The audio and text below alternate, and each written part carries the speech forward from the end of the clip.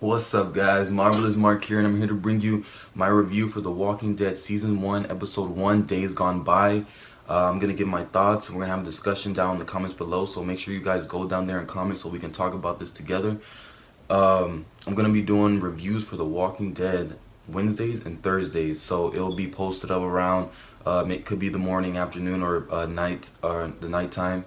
So yeah, guys, just make sure you check back and make sure you look for these reviews because I'm gonna be giving my in-depth reviews. I love The Walking Dead. I love the comics. You guys know I review the comic books also. So make sure you guys check back on the comics also, and make sure you guys check back for each review I do for the show.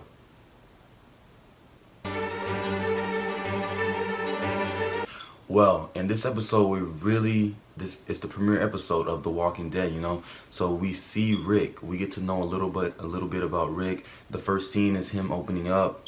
He's out of his car. He's trying to siphon gas, trying to find gas and everything like that. But he sees a little girl. The little girl. This is one thing too. Let me just stop right there before I continue. The walkers in the beginning, this episode at least, they seem very smart, and it's kind of weird to me.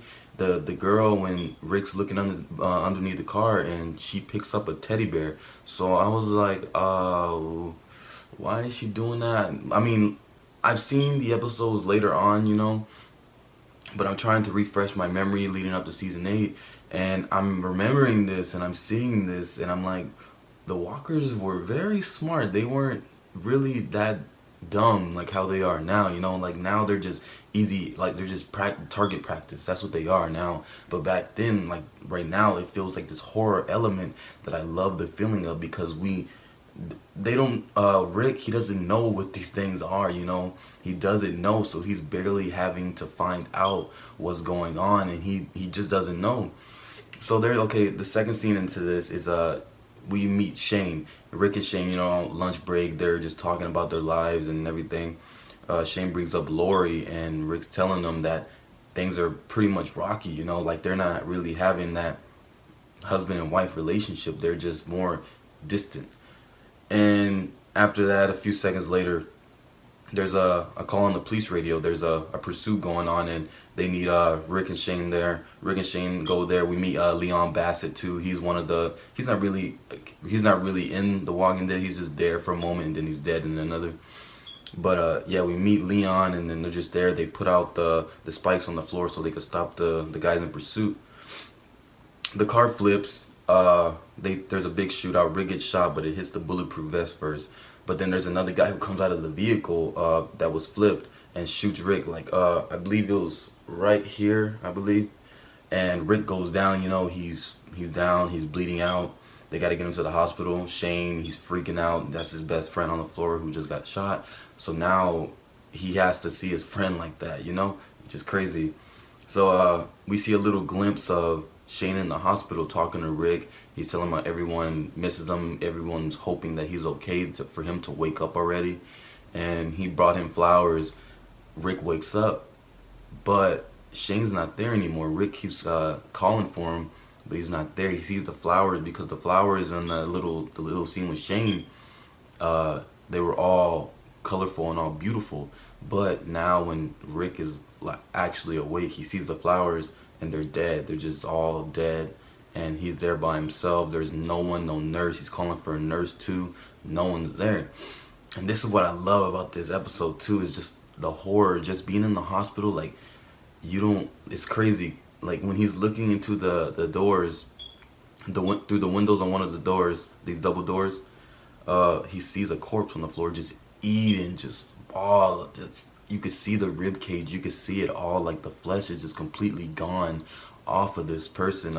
That was intense. That was really something like Rick didn't think he would see in his lifetime, you know. There's also the iconic "Don't Open Dead Inside" where the fingers crawl through, you know, which is an amazing scene that Frank Darabont, he did an awesome job with this.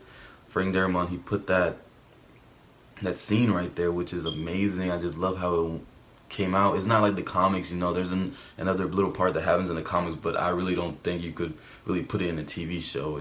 It'll be a little weird. But that was a cool scene to see too. And then Rick, he ends up getting out of the hospital and he sees bodies of just dead corpses on the floor, wrapped up in blankets, just dead on trucks, just piles of bodies on trucks. It's intense. Like, he doesn't, I'm pretty sure, like, me in my head, I wouldn't know what to think about this, because I'm seeing dead bodies on the floor and I'm trying to process like what happened, what's going on here, and I'm gonna be freaking out. I'm not just gonna be okay like how I am right now. I'm not gonna be okay just talking and talking and talking. I'm gonna just freak out and tense. I'm gonna be very tense and scared at this, you know. So after that scene, Rick gets on a bike, but first we see the bicycle girl, which is what they call the walker. I read I watched some videos and things like that. Greg Nicotero calling her the bicycle girl, stuff like that. And she's basically a walker cut in half, which is, oh my god, it's man. Rick, he gets on the bike. He goes home and he's looking for Lori and Carl, which is his wife and his child. He doesn't see them there. He sees that basically everything's packed up, everything's gone, family photos are gone, everything is gone, but he doesn't know if they're alive or dead. He has a moment to himself, like he's thinking, is this real? Is this not real? Like, he's just freaking out. Andrew Lincoln, he does a great job with this kind of acting, with emotional acting. Yeah, and after that, he goes outside. He's just walking out there, like you can see it in his eyes, like he's just lost, you know. And Dwayne, which is Morgan's son, hits Rick right in the face, like right in the face, and he goes down, you know. And Morgan's asking him, "Did you get bit? What is what is your wound?" You know. And Rick just passes out, and we wake up. Rick wakes up, and he's in Morgan's house. Well, it was Rick's friend's house, something like that. But Morgan took it over because no one's there, so it's vacant. So Morgan took it, set it up as his own. Rick's in the bed. He's tied up, feet and both hands tied up against the bed. Morgan is just making sure that his wound's okay. Morgan changes the bandages on his gunshot. And Rick finally tells him it's a gunshot wound. And Morgan makes sure, because Morgan, you know, he wants to make sure that nothing's going to happen to him or to his son, you know. So after that, Morgan cuts the binds that were holding Rick, and Rick gets up, he goes out there, and Morgan finally tells him that they're walkers, that they're not people, that you need to kill them, you have to shoot them in the head. Basically, the head, the brain, is what you need to aim for the most in order to kill these walkers. And Morgan and Rick, you know, have this talk, and Rick finds out that Morgan's wife turned to a walker, and she's outside, which is a little intense too. It was kind of sad to see Morgan, you know, that upset over his wife. I understand why he's upset, you know, the son too. Dwayne, he's also a little good actor too. I don't know his real name, but Lenny James too. He's an amazing actor. I love his acting.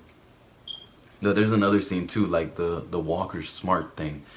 The Walker's his wife, Morgan's wife, comes up to the door and starts moving the door handle, trying to open the door, I was like, that's kind of a little off, you know. It's kind of a little weird. I don't know. I don't like the smart walker thing, but I guess it's just this season, if I can remember, this season is just, they're building up to the second season, and then they're just trying to see what they can do. Like, it's a fresh thing when they first started, so I really can't complain, you know. They're just trying to do what they can do. But yeah, after that happens, Rick takes Morgan to the police station, where Rick still has the keys and everything. So they go there, stack up on guns, take showers, you know, hot showers. Rick gives them keys to another car, I think. Rick gets a car for himself. They part ways, but before they part ways, Rick gives him a walkie-talkie so him and Morgan could communicate every time at dawn. Rick told him, so he could let him know like what's going on in Atlanta, or where he's heading and things like that. But after that happens, Rick, he's set out on his own. He also kills Leon Bassett before he leaves to the police station. Just let you know. So after that, Rick, he's just driving, trying to find somewhere to go. So of course, the police car ends up running out of gas. But before that, we also see a group of survivors, which are our survivors that we're going to be following through the series. We see Dale, because I'm pretty sure a lot of you know from the comic books. There's Dale, there's Amy, we see Lori, we see Shane, we see Carl. Those are the only 5 important protagonists or survivors that we see right there. So we see them, we see a little relationship growing with Shane and Lori. We see them kiss, and Rick's alive now. So I'm pretty sure you guys are thinking what I'm thinking, like, well, what's gonna happen when Rick comes back? But yeah, that was that scene. Rick finds a horse. He ends up going on the horse to Atlanta. He rides on the horse to Atlanta. He gets there, and it's empty. It's just like, it's a dead zone. There's nothing there. There's just cars just parked everywhere, just messed up. And walkers start following him. But Rick right now, he's like, okay, it's a little bit of walker, so don't worry about it. So he keeps going and keeps going. There's a helicopter. He tries to follow the helicopter. So then the horse just starts going full speed, you know. But then as soon as he's about to hit that turn, I think it was a left turn. He's about to hit that left turn. A herd of walkers are just there. Rick, it's a cool slow motion scene. Just you see it in his eyes too. Like, holy crap, right? Like, Rick's just looking at all these walkers. He turns, he goes back the other way, but then all the other walkers start swarming out, you know. So then he gets trapped. So then the horse gets scared and throws Rick off, and the walkers are kind of distracted. So now they're eating the horse. So Rick has a little bit of a moment. He crawls under the tank. Also, he dropped the guns that he took from the police station too. And Rick, he crawls under the tank. He's shooting and shooting and shooting, trying to get away. But now he's down to his last bullet, I believe. And he's gonna shoot himself. He says, I'm sorry, Lori. I'm sorry, Carl. I love you. And then he's gonna shoot himself. But then he sees an opening from under the tank. So he goes up there, shuts it. All right. So then Rick sees a gun in the holster of I think it was a military man inside the tank.